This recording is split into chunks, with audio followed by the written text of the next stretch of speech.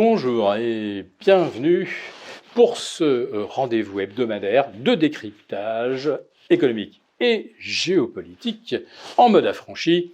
Je salue tous les abonnés de TV Liberté pour cet épisode intitulé « Quand le monétaire écrase le géopolitique ».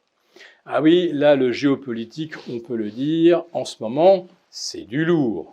Ouais, c'est même du lourd, en fait, depuis le 24 février 2022. Mais bon, là, on franchit un nouveau cran, on lit un peu tout et n'importe quoi sur un possible embrasement planétaire, pourquoi pas une troisième guerre mondiale, et ce que l'on découvre, les images qui nous sont soumises sont tellement horrifiantes, les propos tenus sont tellement abjects, quel que soit celui qui les prononce, que on va s'abstenir d'essayer de faire une analyse, même balancée, parce que les esprits sont tellement radicalisés, polarisés, que l'on ne peut plus tenter d'explication qui apparaîtra déséquilibré ou serait pris pour une forme de justification. Voilà,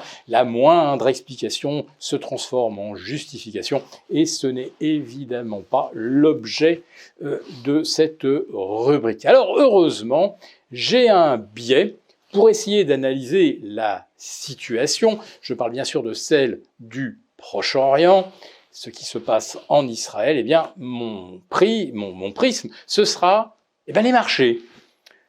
Eh bien, pensez-vous que les marchés sont à ce point inquiets d'une possible troisième guerre mondiale, d'un deuxième choc pétrolier de type guerre du Kippour de 73, dont on fêtait effectivement le 50e anniversaire le vendredi, c'était le 8 octobre.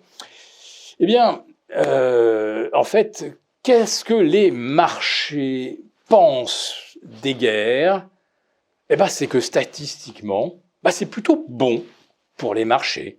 Hein, si vous prenez 1991, tempête du désert, affaire réglée en quelques jours, les marchés, en fait, ont commencé à remonter dès que les premiers missiles ont commencé à pleuvoir.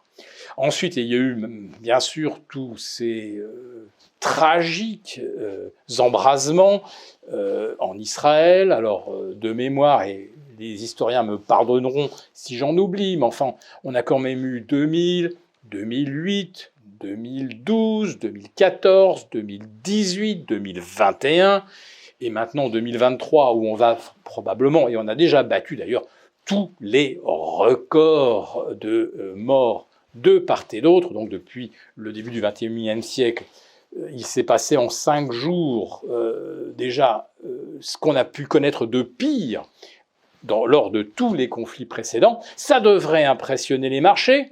Pensez-vous, la séance du mardi 10 octobre, ça a été la deuxième meilleure séance de l'année pour le CAC 40 et pour l'Eurostoxx 50 et même pour les indices américains. Alors là, on se dit, est-ce qu'on est dans l'indécence, le cynisme à l'état chimiquement pur? Les marchés sont-ils amoraux à ce point? Les marchés, ils essayent juste d'être rationnels. Et comme je vous l'ai dit, historiquement, le début de conflits, même avec tous les risques d'embrasement et de généralisation, pratiquement tous ces conflits se sont soldés rapidement par des hausses de marché qui ne se sont pas trompés en fait, puisque la plupart des conflits ont été très courts. Alors je peux revenir évidemment sur celui de 2003, là ça ne concernait pas Israël, c'était l'intervention en Irak. Les marchés là aussi ont très très vite repris le dessus.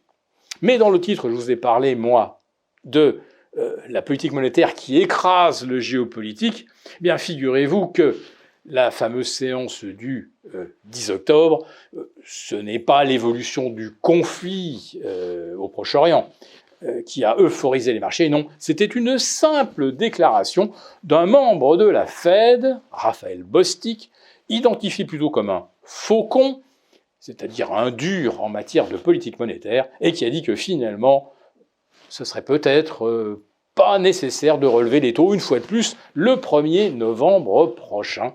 Et à ces mots, les marchés ne se sont plus sentis de joie. Et oui, ça fait 3 ans maintenant que les marchés obligataires corrigent, qu'on attend le moment où ils vont peut-être commencer à se détendre. Oui, 3 ans de baisse, c'est la plus longue séquence de l'histoire. Donc, le potentiel de rebond est énorme. Et si les taux se détendent fortement, il y aura forcément une réaction mécanique, haussière, sur les actions. Mais, attention, ne nous emballons pas, ne nous projetons pas dans un avenir radieux sur les actions si les taux baissent, car historiquement, là encore, lorsque les banques centrales ont terminé leur cycle de hausse de taux, eh bien les marchés, eux, ne tardent pas à déchanter qu'il y ait d'ailleurs ou non une guerre en arrière-plan.